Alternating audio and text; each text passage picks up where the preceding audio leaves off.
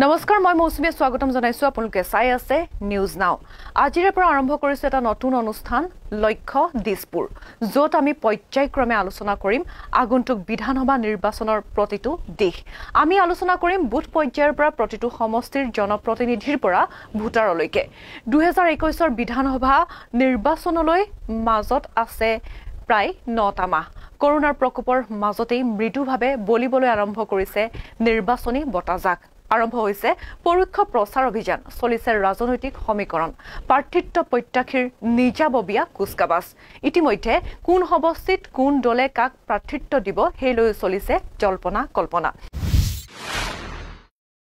BJP Congress অগপ AIDF সকলোৰে মাজত চলিছে নিজ নিজ ৰাজনৈতিক সমীকৰণ বৰ্তমান অসমত ভেটি মজবুত হৈ থকা দুটাই ৰাজনৈতিক দল বিজেপি আৰু কংগ্ৰেছ বিজেপিৰ লক্ষ্য হৈছে মিছন 100+ আৰু কংগ্ৰেছৰ লক্ষ্য হৈছে মিছন 80+।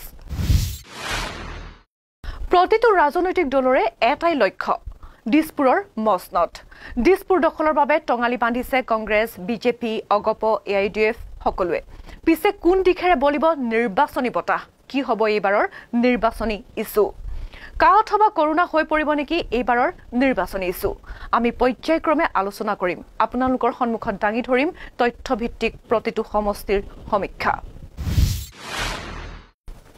ঐক্যৰ মাজত অনৈক্যৰ এক চানেকি অসম প্ৰাকৃতিক ভূখণ্ডৰ পৰাই চাওক অথবা জনগাঁথনিৰ পৰাই চাওক বৰাক ব্ৰহ্মপুত্ৰ উপত্যকাত বসবাস কৰে বিভিন্ন জাতি জনজাতি বিভিন্ন ভাষা ধৰ্মৰ লোকে অসমৰ এই জনগাঁথনিয়ে নিৰ্বাচনত কি প্ৰভাৱ পেলাব অথবা কেনে ধৰণৰ প্ৰভাৱ পেলাই সেই সম্পৰ্কতে আলোচনা কৰিব বিচাৰিছো আজি প্ৰথমে আমি 2011 ৰ লোকপিয়ল অনুসৰি অসমৰ জনগাঁথনি বিন্যাস দাঙি ধৰিব বিচাৰিছো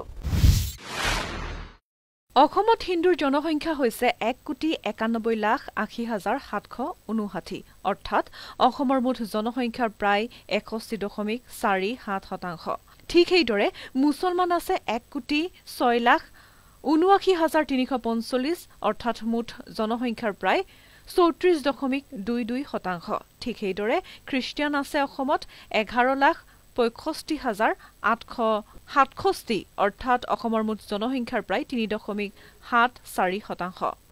আনহাতে 2011 চনৰ লোকপিয়লৰ তথ্য অনুসৰি অসমত আছে অনুসূচিত জনজাতি 38,84,371 আৰু ঠিক সেইদৰে অনুসূচিত জাতি আছে 22,31,321 সেই অনুসৰি জনগোষ্ঠীয় বিন্যাস মতে ডিমাচা কছাৰীৰ সংখ্যা হৈছে 1,02,961 আৰু কাৰ্বি আছে 4,30,452 আৰু বড়ো কছাৰীৰ সংখ্যা হৈছে 13,61,735 ঠিক সেইদৰে সোণোৱাল কছাৰীৰ জনসংখ্যা হৈছে অসমত বৰ্তমান অৰ্থাৎ 2011 লোকপিয়ল অনুসৰি 2,53,344 তিৱা 1,82,663 মিচিং আছে অসমত বৰ্তমান 6,80,424 ৰাভা 2,96,189 আৰু গাৰু আছে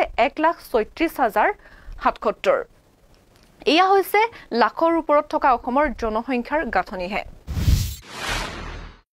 ঠিক সেইদৰে 2011 লোকপিয়ল অনুসৰি অসমৰ ভাষাৰ ভিত্তিক বিন্যাসলৈ মন কৰিলে দেখা যায় যে অসমীয়া ভাষিক 1,50,95,000 আছে অসমত আৰু মুঠ জনসংখ্যাৰ অসমৰ মুঠ জনসংখ্যাৰ 48.37% আছে অসমীয়া ভাষিক লোক আৰু বঙালী ভাষিক আছে 90,24,324 অৰ্থাৎ অসমৰ মুঠ জনসংখ্যাৰ 28.91% আৰু হিন্দী ভাষিক হৈছে 21,01,435 মুঠ জনসংখ্যাৰ 6.73% আৰু ঠিক সেইদৰে বড়ো ভাষিক হৈছে 14,16,125 মুঠ জনসংখ্যাৰ 4.53% আছে বড়ো ভাষিক আৰু ঠিক সেইদৰে মিচিং ভাষিক হৈছে 6,19,197 1.98% আৰু অসমত লোকপিয়ল অনুসৰি 2011 লোকপিয়ল অনুসৰি নেপালী ভাষিকৰ সংখ্যা হৈছে 5,94,210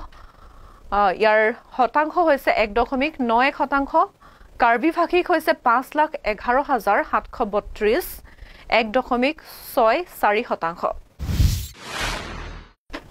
আনহাতে বঙালী হিন্দু হৈছে অসমৰ দ্বিতীয় বৃহৎ জাতি। তেওঁলোকৰ জনসংখ্যা প্ৰায় 44.80 লাখ। অসমৰ মুঠ জনসংখ্যাৰ প্ৰায় 14.16%। ইয়াৰে বৰাক উপত্যকাত থকা হিন্দু বাঙালীৰ সংখ্যা হৈছে 18,12,141। বৰাকৰ মুঠ জনসংখ্যাৰ 50.1% হৈছে হিন্দু বাঙালী।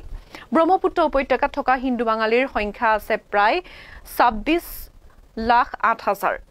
আৰু ব্ৰহ্মপুত্ৰ উপত্যকাত হিন্দু বাঙালী সংখ্যাগৰিষ্ঠতা দেখা যায় মূলতঃ খুজাই জিলাত। তাৰোপৰি গোৱালপাৰা, বঙাইগাঁও, বৰপেটা, কামৰূপ আৰু ধুবুৰী জিলাৰ মুঠ জনসংখ্যাৰ প্ৰায় 15 পৰা 20% হৈছে হিন্দু বাঙালী।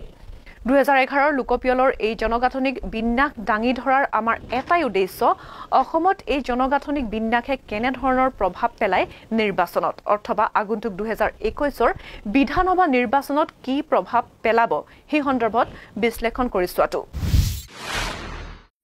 অসমৰ ৰাজনৈতিক ইতিহাসলৈ মন কৰিলে দেখা যায় যে 1979 চনৰ পৰা বিদেশী বহিষ্কাৰকৰণৰ বাবে যি আন্দোলন হৈছিল, সেই আন্দোলনত অসমৰ প্ৰায়বোৰ জনগোষ্ঠীয়ে অংশগ্ৰহণ কৰিছিল। তেওঁলোকে আশা কৰিছিল যে এই আন্দোলনৰ জৰিয়তে জনগোষ্ঠীয় সমস্যাসমূহ সমাধান হ'ব। কিন্তু কাৰ্যত সমাধান নহল জনগোষ্ঠীয় কোনো ধৰণৰ সমস্যা, যিয়ে জনগোষ্ঠীসমূহক মূল সুঁতিৰ অসমীয়া সমাজখনৰ পৰা বহু আঁতৰলৈ লৈ গ'ল। আৰু ইয়ে আৰম্ভ কৰিলে এক নতুন ৰাজনীতি।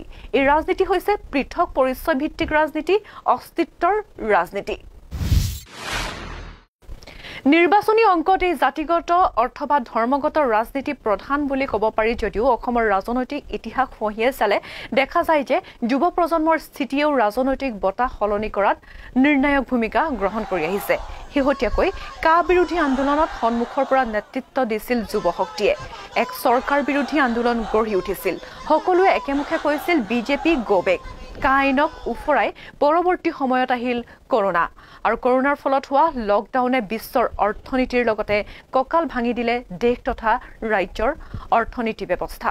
বহুতে হেৰুৱালে চাকৰি, কৰ্মহীন হৈ পৰিল বহু লোক। আৰু ইয়াৰ প্ৰভাৱ দেখা যাব অদূৰ ভৱিষ্যতলৈ। এই অনিশ্চয়তাই বিশেষকৈ জুৰুলা কৰিব নৱপ্ৰজন্মক। প্ৰত্যাহ্বানৰ সন্মুখীন হ'ব লাগিব যুৱ সমাজ। সেয়ে এইবাৰ নিৰ্বাচনত কি ভূমিকা গ্ৰহণ কৰিব যুৱ শক্তিয়ে, সেয়া অতি গুৰুত্বপূৰ্ণ হৈ পৰিছে। ইফালে কৰোনাৰ গাত কইনা লৈ চৰকাৰে বৰ্তমান এক ৰাজনৈতিক অংক কৰা বুলিও শেহতীয়াকৈ একাংশ ক্ষোভিত হৈ পৰিছে চৰকাৰৰ ওপৰত।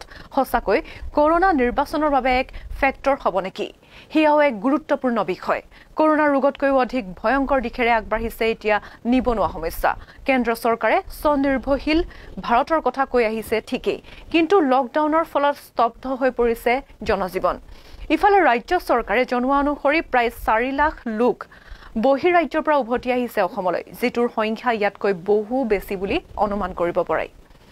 আৰু কৰ্মহীন হৈ পৰিছে বহু লোক। ইয়াৰ প্ৰভাৱ নিশ্চিতভাৱে 2021 নিৰ্বাচনত পৰিব, কিয়নো অসমত প্ৰায় 60% যুৱ ভোটাৰ। এনে ক্ষেত্ৰত বিজেপিয়ে তেওঁলোকৰ মিছন 100+ পূৰণ কৰিব পাৰিবনে? আনফালে আগন্তুক নিৰ্বাচনত জনসাধাৰণৰ ওচৰলৈ যাব পৰাকৈ কংগ্ৰেছৰ হাতত কিবা ইছ্যু আছেনে? নে কা আন্দোলন, দিহিং পাটকাই কয়লা খনন, টোলগেট, তৈলক্ষেত্ৰৰ ব্যক্তিগতকৰণ, মূল্য বৃদ্ধি, কৃষিভূমি হস্তান্তৰকৰণ ইত্যাদি ইছ্যুসমূহ কংগ্ৰেছে পাৰিবনে সবলভাৱে উত্থাপন কৰিব? উজনিত চাহ বাগানসমূহৰ ভূত উভতাই আনিব পাৰিবনে কংগ্ৰেছে?